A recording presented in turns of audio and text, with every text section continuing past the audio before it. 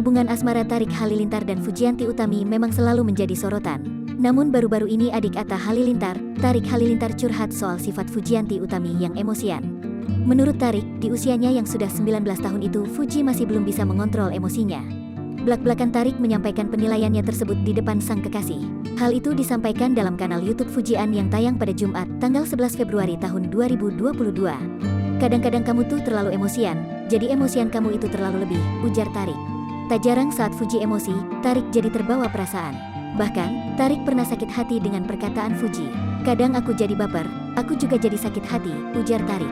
Kemudian, Tarik mengatakan kepada Fuji soal jalan keluar saat memiliki masalah.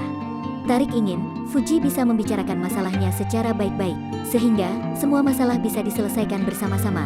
Sebenarnya kalau aku sama kamu ngadepin masalah bareng-bareng aja, masalah aku masalah kamu masalah aku, ujar Tarik. Tarik juga berniat untuk membantu permasalahan Fuji selama ini. Untuk itu, Tarik meminta kepada Fuji untuk bercerita setiap ada masalah. Misal ada masalah abis kerja atau apa, kita taruh masalahnya di meja, kita obrolin bareng-bareng siapa tahu aku bisa bantu, ujar Tarik.